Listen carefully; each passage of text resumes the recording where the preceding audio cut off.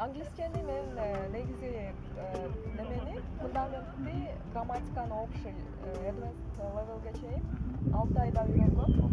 Спид болуп ооруп калдымбы деп 15 күн ошо өзүм билбей жүргөм да. Үйдөгүлөргө айткан жокмун.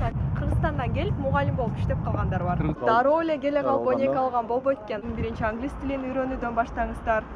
Атайын статистикалар бар. Ошондо Кыргызстан дайыма алдында арткы орундарда турат.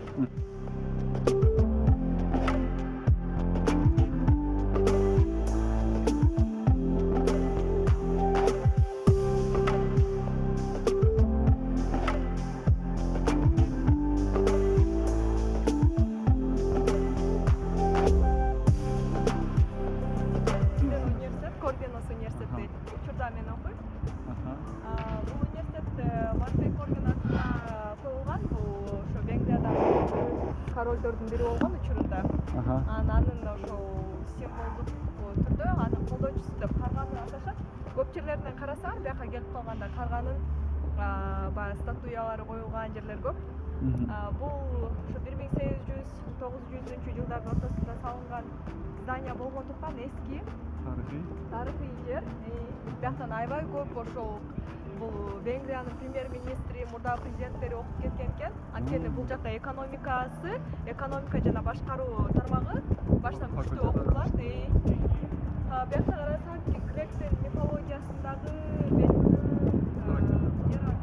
ар кандай кудайлардын немеси, электери ошол берилген. Булардын ар биринин өзүнүн аттары бар, аткарган кызматы бар. Анын себеби дагы ошо университет менен, окуучулар менен, студенттер менен байланышкан. Бул здание өзү тартып турат да адамды. Мындай Гарварддын же бир Кембридж, Оксфорддун атмосферасы сыяктуу. Мунун жаңыда зданиясы бар, ар жакта дагы көрсөтөбүз буюрса. Бул жак 3 этаж, 4 этаж жалпысынан. Анан мугалимдер көбүнчөсү венгрлар, эже агайлар. Андан тышкары бияка атайын Британиядан, ошол эле Европанын ар кайсы өлкөлөрүнөн, баса биякта Кыргызстанда дагы, Кыргызстандан келип мугалим болуп иштеп калгандар бар. Кыргызстандан? Ооба, бизде Айбегим деген бир кыз бар болчу. Анан анын бир эжеи социология боюнча кыргыз эжеи да кубандырганы. Демек биякта ошол өзүнүн мындай сферасын жакшы билген күчтүү мугалимдер болсо, бияка келип иштеп калуу мүмкүнчүлүгү бар достор. Канчасы айтсаң, бул жактан университетке албетте эң сонун кантип келип калдың бул жака? Кантип келиш керек?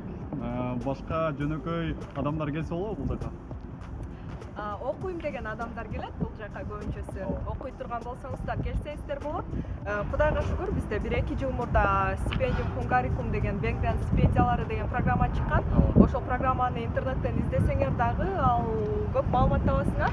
Ошол программага тапшырыңыздар.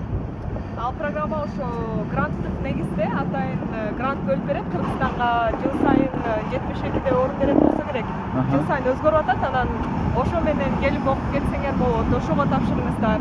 Мен ошол программадан өтүп, финалист болуп анан келгем. Ал 2-3 турдан болот. Биринчи жалпы заявка таштайсыз. Документтериңиздин баары туура болсо, анда Кыргызстандан интервью алат. Бул эң оор этап, анткени Кыргызстандан интервьюдан өтүштөн көп кыйналат. Анан 3-чү этап болсо, университеттин өзүнүн интервьюсу, тести.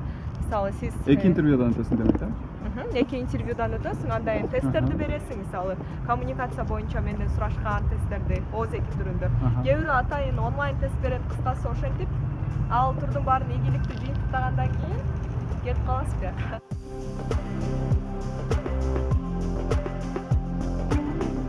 Өзүңдүн академияңды ачып, өзүңдүн билимиңди, ушунга чейин токтогон билимиңди монетизация, мындайча айтканда, акчага айландырганды үйрөндүң. Бул жол кандай болду, жеңил болду, теги эле башталышы кандай болду? Негизи ушул билимимди башкаларга сата билүү жөнүндө сата билүү дегенде дагы продуктуну аябай жакшы кылып, качествосын жакшы кылып иштеп чыгуу. Упаковка кылып чыгуу. Бул атайын талап бар, сөз түрдө. Анан тажрыйба талап бар.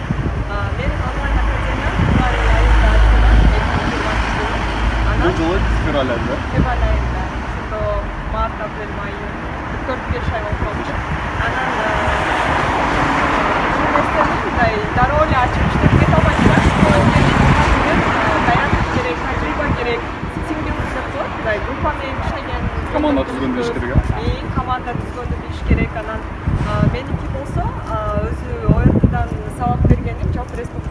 мектептеги окуучуларды даярдаганда көп жыл болду. Мен мектепте эле 11-класс окуп атканда өзүмдүн классташтарымды даярдачумун. Азыр билет, көрүп атса. Аларды мындай мектепти сурап алып эле түштөн кийин барып, анан ошол жактан даярданып чыккан. Ал жакта мисалы математиканы жакшы билген адам математикадан сабак өтүп, кыргыз тилинде мен өтүп, тарыхтан башка өтүп эле бири-бирибизге мындай обмен информация болгон, ошондой кылып бири-бирибизди окутчук. Алар жалаң олимпиадага катышкандар болчу. Анан кийин сынак деген окуп борбор бар экен. Ошол жака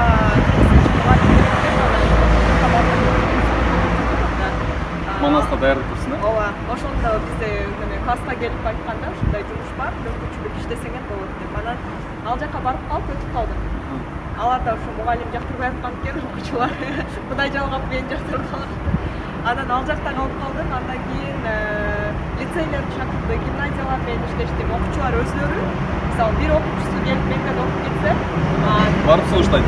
Мугалимдерге барып сунуштайт да. Ошентип жүрүп, мен 5-6 жылдай иштедим ушул тармакта. Анткени бул мага кирешелүү тармак болчу. Ama sen окуп жатканда даярдоо курсуңан баштап эле окуп дагы, иштеп дагы ооба, экөөсү менин оюмча базасында студенттердин бир 90% эле калп айтпасам ошондой окшойт. Мындай көп эле окуйт, иштейт, баарына жетишет да. Баардык жакта жүрөт да манас. окуусу да сонун, ишин да бүтүрүп атат. Ооба, баардыгы ийгиликтүү. Кудайга шүгүр. Эми манастан башка жактыкы таанып калбасын, менин оюмча андай студенттер бизде Кыргызстандын шарттошуга мажбур болса керек да, бизде иштегенге да. Анан ошентип жүрүп тажрыйба аябай көп топтодум.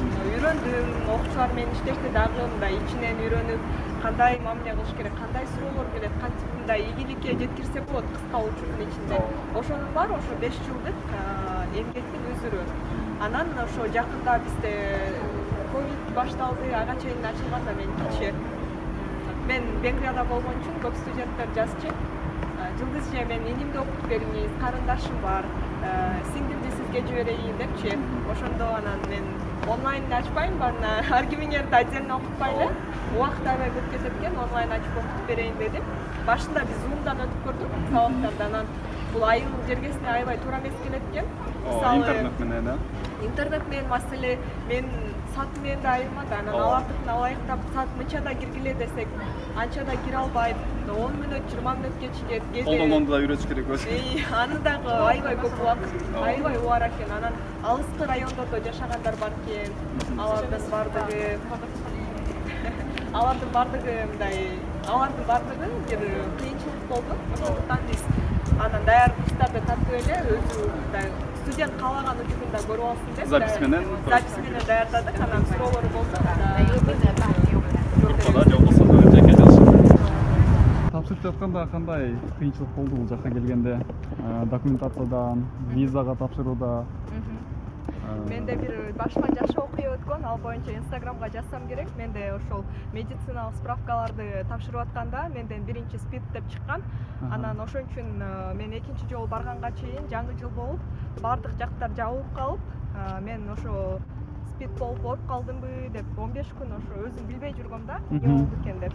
Эч кимге айткан эмесмин, чыдап күтүп кайра экинчи жыйынтыгын. Анан экинчи жолу тапшырганда таза чыккан. Ошол нерсе менен эсимде калган бияка тапшыруу.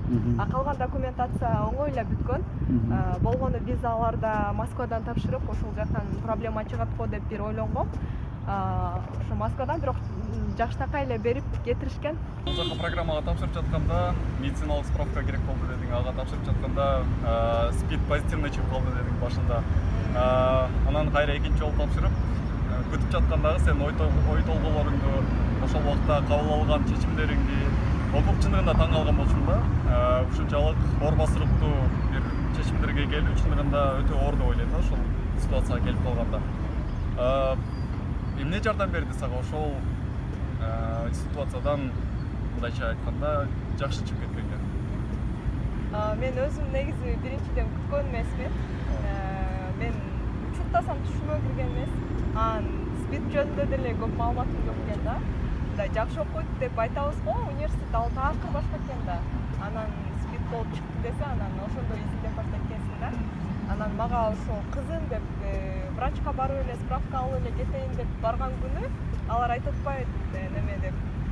Кызым, ошо сен өзүң менин кабинетиме кел деп өзүнө чакырып, анан аякка барсам, үй үйүндө бирөө ооруйбу деп сурап баштады. Анан мындай мурда эмне мындай уже сен турмушка чыктың беле же күйөөң жолдошуң оорубу деп ушул сыяктуу суроолорду берип жок деп эле мен только окуйм, андай үйдө деле эч ким оорубайт, ата энемдин андай нерсеси жок деп анан анда тиги бир нерсени туура эмес колдонгонсуңго депчи мындай приборлорду мисалы макияж маникюрга барганда ошол нерселерден кетет экен да. Анан сеники ошо положительный чыгып атат азыр, андан көрө сен эртең келип дагы бир тапшыр деди.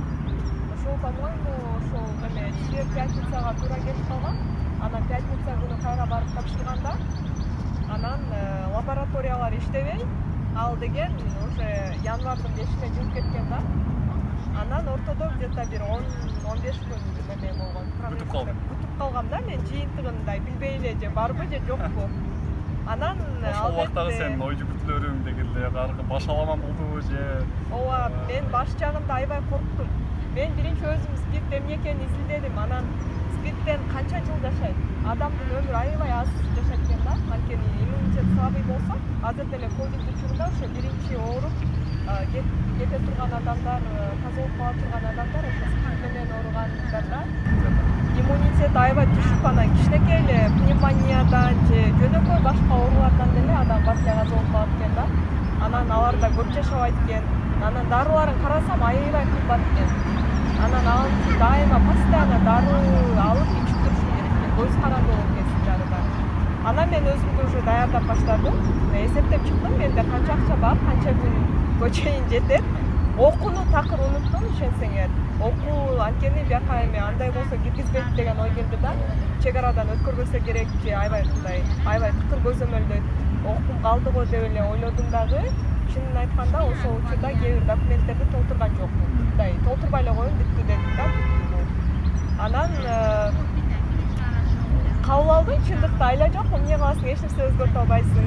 Эми дуа кылдым, мен Кудай көп эле жашайынчы деп. Анан үйдөгүлөргө айткан жокмун, анткени биринчиден бул так эмес болчу. Экинчиден айтканда алардын кайгырышын калаган жокмун. Анткени ата энең аябай кайгырат, сен өзүңдү кайгырганың эле жетет да ошол жакта. Кийин балким айтат эле, бирок анда айтпай эле коеюн деп эч кимге айткан эмесмин.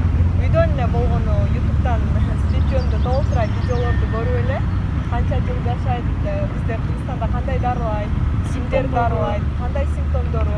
Анан симптомдорунун бүт чыгып атпайбы менде.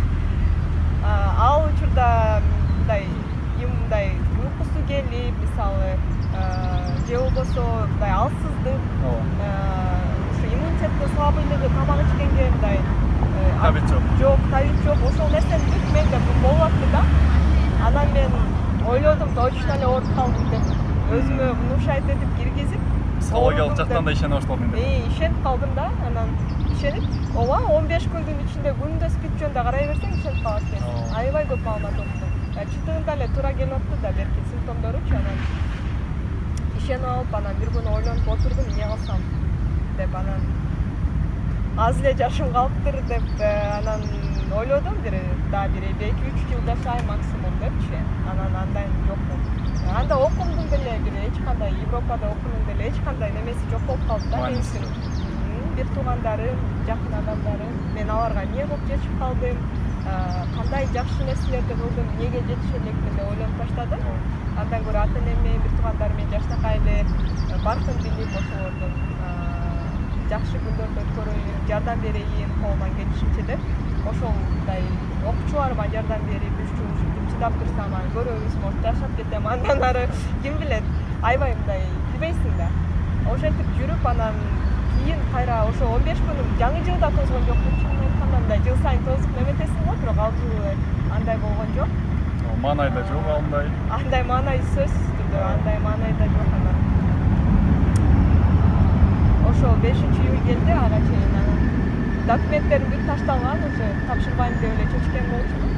Кайра барып анан кайра алышты, кайра алгандан кийин анан отрицательный жок деп чыкты да. Анан аябай эле кайра тапшырсамбы, тапшырбай эле койсомбу университетке деп ойлонуп, деп ошондо билдим да, то что адамдын өмүрү мындай биз спид болбосо деле, ковид болуп оорубасак деле мындай дайыма риск неме билбейбиз да биз качан эмне болуп кетерибизди. Мен азыр мындай сиз менен интервьюга чыгып үйгө барбай калышымды деле эч ким гарантия бербейт да. Ошондо мен түшүндүм да мындай жашоо бул деген мындай өлүм ак, жашоо бул деген убактылуу нерсе. Анан достор бул координат деп жазылып турбайбы азырчы? Көрсөтүп коелу. Ооба. Азыр окусаңар. Мына достор бул жакта координат деп жазылып турат. Муну окугандар эмне деп сурайт? Каякта окуйсуң дейт? Коронавирус дешет. Буларды муну тартып эле интернетке жүктөсөм автоматтык түрдө элдин баары коронавирус деп окушат. Азыр актуалдуу болуп атат да ал дагычы. Бул университеттин мини бакчасы, бул жакта студенттер жүрөт постоянно. Азыр да мындай силерге кызыксыз көрүнүп атпайбы? Бияка студенттер толуп калган учур аябай сонун. Студенттер көркүн ачат бул жакта. Студенттер эле көркүн ачат ушул жактанчы. Студенттер жүрөт, өзү ар кимиси китеп кармап алып эле кушакта эле жүрөбүз mo эки зданиянын ортосунда. Анан бияка жаңы здания курушкан.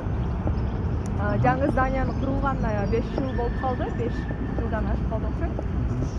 Бияка ушинтип иттер жүрөт эне. Анан бул здания болсо ушул жакта биз коммуникацияны окуйбуз. Мен өзүмдүн бөлүмүм коммуникация. Коммуникациянын ачылганына аз эле болгон, бирок мугалимдерди аябай тандап алган да. Күчтүү мугалимдерди алган. Могул здания. Ичи аябай сонун, болгон азыр киргенге болбойт. Ичин көрсөтүп чыгат элем, мүмкүн болсо мугалимдер менен тааныштырып бирок. Азыр ушу тыюу салып койгон. Кыскасы ошо мындан ары бассак ошо жатакана бар. Ошо жатакана жакында 5 мүнөттүк эле жолдо. Азыр бирок жатакана жабык, э? Жатакана азыр жабык, ооба.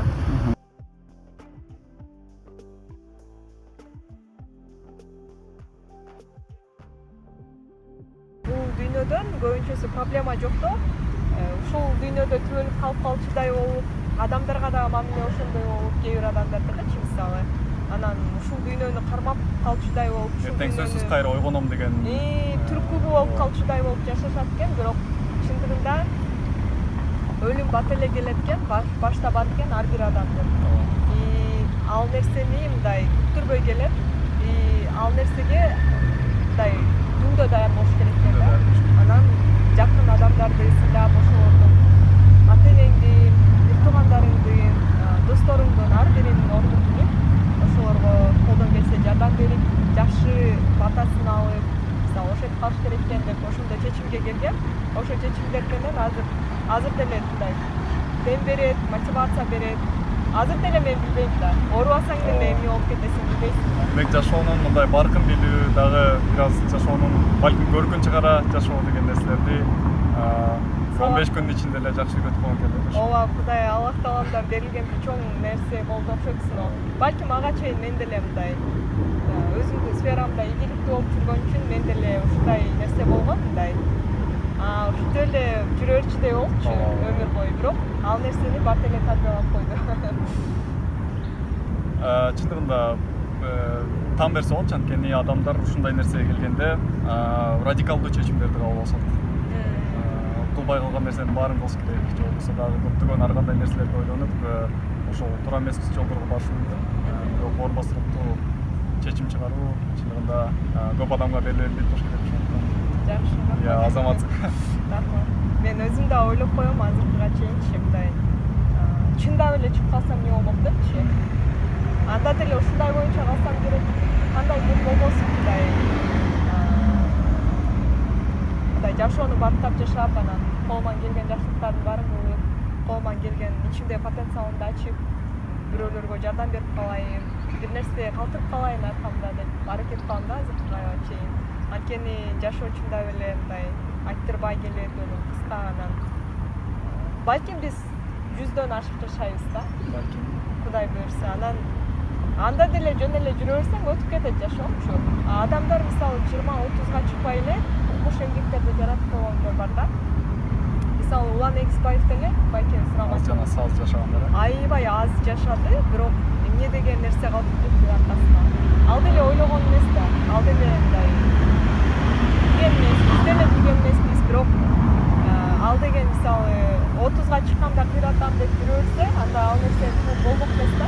Балким анын аты унутулуп калган, бирок ал өзүнүн атын өлбөс кылып кеткен себеби ошол учурунда бардык берилген убактысындагы энергиясын, бардык нерсени бир туура өзүнүн чындыкты табыш үчүн, бир чындыкты элге жеткириш үчүн ардап, өмүрүн өлбөс кылып койду да. Чубак ажын деле. Чубак ажын 45-ке чыгат. Ат көтөкүз чоң эмгектеп таштап кеткен. Булар тарыхта кала турган, мындай аркасынан дагы көп поколение ээрчип, ушуларды окуп суктана турган адамдар да мындай өмүрдү насип кылсын деп ойлойм. Негизи бардык эле жакка болгондо барганда бир кыйынчылык болот сөзсүз түрдө. Кыйынчылык болмоюнча ийгиликке жетиштин өзү мүмкүн болбогон нерсе да. Ийгилик кыйынчылыктын аркасында келет. Ошон үчүн биз мындай бир чоң нерсени алганда эмне үчүн адамдардын баары кыла бербейт, анткени кыйынчылыкты мындай жеңип өтүш кыйын да. Бияка келгендин өзү бир жылымды алды, өзү бир жыл даярдыктар менен. Анан келгенден кийин менин эң эле биринчи кыйынчылыгым бул деген биринчи келгенде 12 сабак алып алыптырмын. 12 сабак бул аябай көп. Бардыгы англисче. Бардыгы англисче, анан мен англисче мындай биринчи жолу ушундай чоң мындай көп сабак алып, чоң бир немеде университетте окуп аткан үчүн мен үчүн аябай оор болду. Магистратуранын немеси дагы, талаптары дагы оор да, күчтүү, бардык аябай көп тапшырма берет. Анан ошол нерсе аябай кыйын болду. Анткени мен деген 2 саатта барып келген жолума 2 саат алчу. 1 саат алыстыкта жашачумун. Мисалы 8-де сабагым болсо, саат 6-да туруш керек, кааласам, каалабасам дагы. Андан тышкары толтура 12 сабактын баарынан, мисалы биякта максимум бир 8 сабак алышат, ошондо мен 4-тү көбүрөөк алдым да. Анан ошентип жүрүп, ыйлап, сыктап. Балким 2-семестрде алсаң көнүп калганда жакшы болмаган. 1-семестрде эле 12 сабак алып. Дароо эле келе калып 12 алган болбойт экен. Анан менин кураторум да чакырып айтты. Сен Кыргызстандан келген кызсыңбы деп тамашалап. Сен эмнеге көп сабак алдың, амбицияң аябай күчтүү. Мен башында ошо кызыккан сабактарым баарын эле ала бердим да. Мындай бул да жакшы көрүнөт. Коррупция боюнча сабак алдым. Кыргызстанга байланыштуу water management деген сабак бар. Сууну кантип туура пайдаланса болот. Ошол боюнча сабак алдым. Дагы мындай международный отношения боюнча, экология боюнча ушундай сабактарды окуп алгам да. Өзүмдүн кесибимден тышкаркы сабактарда баары кызыктуу, мугалимдери да жаккан, ошондуктан негизги милдеттүү болгон сабактарды канча алыш керек болуп жатты? Милдеттүү болгон сабак 6-7 сабак. 6-7 сабак, Андан сырткары өзүң кааласаң, кошуп алсаң болот экен, Мага окшоп үстүнөн көбүнө. Жакшы. Кыргыздар дегеле ушундай бир жака барганда билимге умтулуп, бүт баарын алып калганга аракет кылабыз да. Ал эми көбүнчө башка улуттагылар балким минимумга түшүрүп, эптеп бүтүп кетсем деген ой менен келиши мүмкүн. Эң сонун. Бизде неме студенттер, кыргыздар балким мындай любопытный болушат го дейм. Мисалы алар башка студенттер мен окшоп аябай көп сабак албайт экен. Өзүнүн эле мындай журналистиканы окуйм деп келдиби? Ошону окуп эле кетип ыраазы болот да. Анан биз болсо мындай көп тараптуу болгонго аракет кылып, бардык жагынан мындай информация алганга аракет кылып, ошентип баары менен окуганга аракет кылабыз. Андан сырткары жанагындай коррупция, суу маселеси, жаратылыш маселеси дегенде биздин Кыргызстанда көптөгөн маселелер бар. Ошолорго балким чечим табылып калабы деп, аны окуганга дагы кызыктыр алганың. Ооба, негизи башында аталыштарын карайсың да. Мисалычы, анан аталыштары мындай өзүңө жакын, мамлекетиңде болуп аткан, бир чечилбей аткан проблемаларга тиешелүү сабактарды алып, анан кирип окуганда кызыктуу, анткени өзүңдүн бэкграундуң бар, мисалы коррупция боюнча бизде кандай дүйнө жүзүнүн баарында эле бар экен. Биз мен башында Кыргызстанда эле бар го десем. Баардык жакта бар экен. Болгону ар кимдин чечүү жолу, анан немеси level дейт го, деңгээли ар кандай экен да. Дүйнөлүк ошо коррупцияны өлчөгөн неме бар. Атайын статистикалар бар. Ошондо Кыргызстан дайыма алдында арткы орундарда турат. Коррупциянын өнүгүшү боюнча алдыңкы, анан ошону жоюу боюнча арткы орунда турат да постоянно. Ошондуктан ошол сабактар аябай жардам берди мындай көз карашыбыздын өзгөрүшүнө.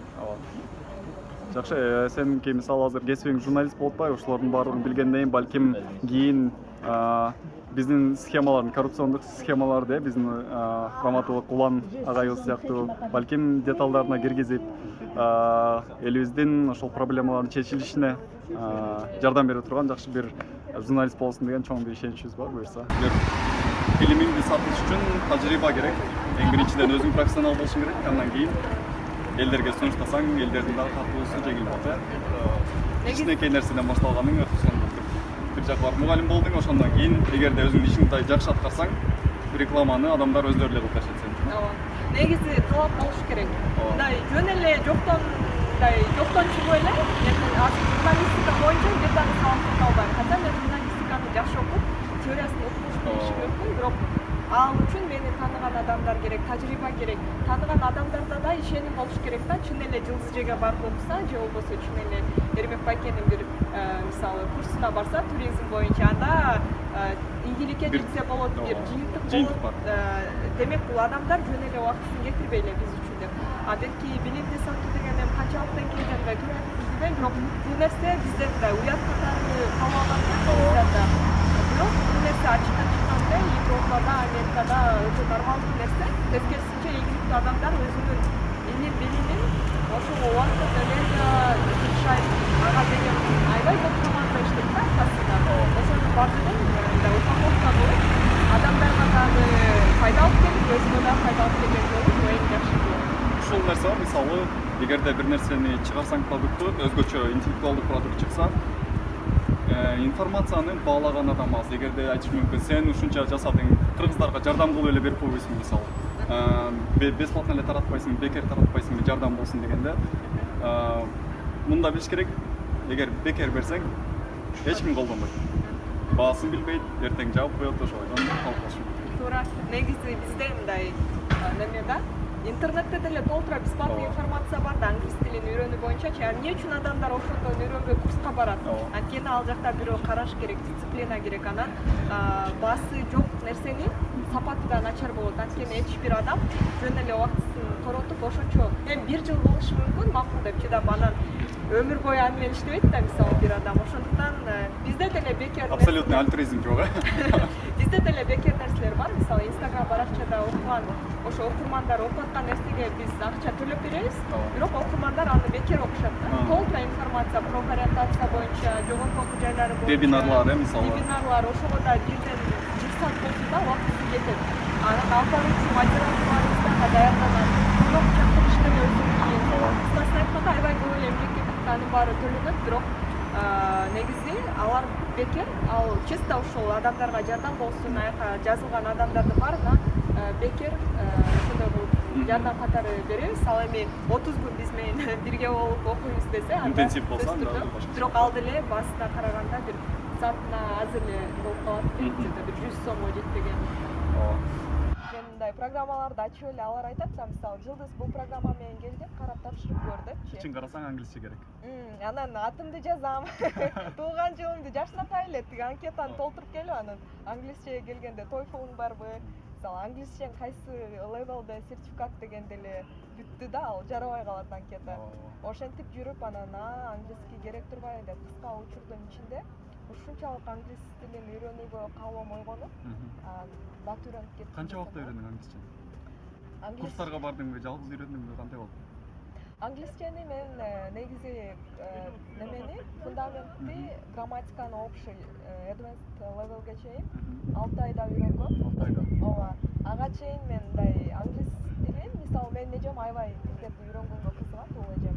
Ал болсо өзүнө кереги жок деле француз, мындай кытай тили, аябай кереги жок тилдерди үйрөнүп алат да, анан мен болсо жылдырып жүрүп эле, жылдырып койгом да көпкө. Анан англис тили керек болгону билгенде айла жок үйрөнөт экенсиң. 6 айдын ичинде бат үйрөндүм, себеп дегенде мотивация болду. Жанакынча программалар күтүп атсам кечикким келбейт да, эч элечи эртерээк баргым келет, колдон келишинче. Өз алдымча үйрөнгөм негизи. Эртең менен саат где-то бир 8-дерден баштачумун, эртерээк туруп, анан түнкү бир саат 10го чейин окучумун. өзүмө кызыктуу болуп, мисалы ырларды жаттап, кинолорду көрүп, англисче болгон нерсенин баарына жабышып жүрдүм да 6 ай бою. Демек ичиңде мотивация күйгүзгөн үчүн сен ошону мындай рахат алуу менен кылдың. Ооба, ошол нерсе бар экен. Анан бир аз немелерге бардым, ортодо 1-2 ай ошентип окугандан чарчайсың. Мындай эмне эле кылып атам, эмне эле үйрөнө албай атам деп мындай өзүңө нааразы болуп баштайсың да, эрте эле үйрөнсөм болмок. Олимпиададан кыргызстинден барбай, орун албасам да английскийден барып койсом, аз кичинекей жакшыраак болуп калмак деп.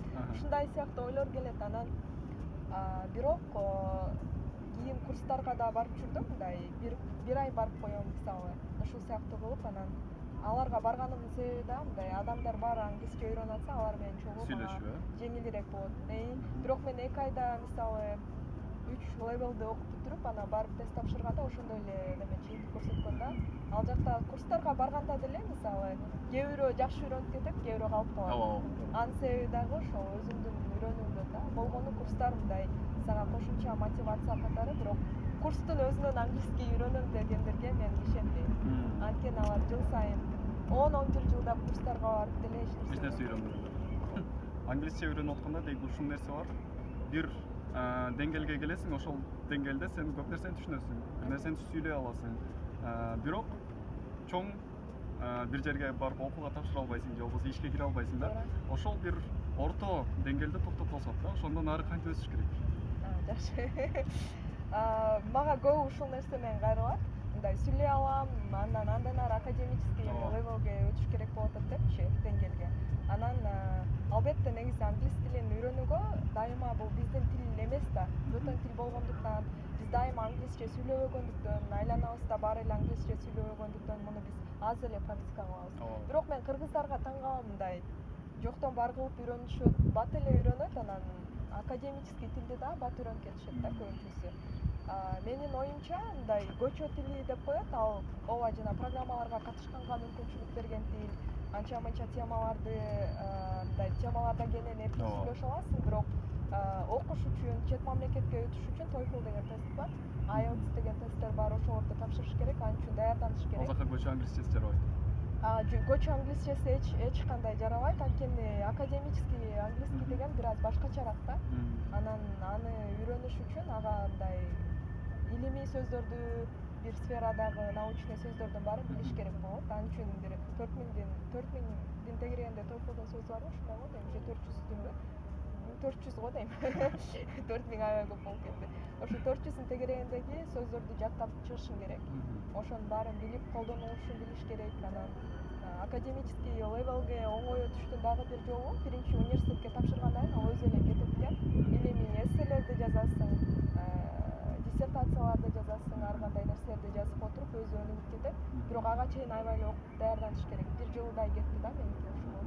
Бизде Кыргызстанда неге адамдар эки тил сүйлөйт? Кыргызча, орусча бул минимум, Көп мамлекеттерде мындай эмес. Көп мамлекеттер бир гана тилди сүйлөйт. Биздин башка тилди үйрөнүү мындайча айтканда потенциалыбыз жогору десек болот. Анткени мээбиз бир аз ачыгыраак болот башка мамлекеттерге караганда. Эгерде ошонун үстүнө англисче кошо турган болсок, анда биздин алдыбызда көп эшиктер ачылып туруш керек, англисче менен. Негизи ооба мен деле ойлочумун. Мисалы орус тили менен могу СНГ мамлекеттеринде ийгиликке жетсең оңой. Анткени баары эле орусча сүйлөйт жана бардык жакта кабыл алынат да бул тил. Ал эми эгерде Европа менен Америкага чыгам деген каалоо болсо, анда орусча жетпейт. Анда кошумча тил үйрөнүш керек.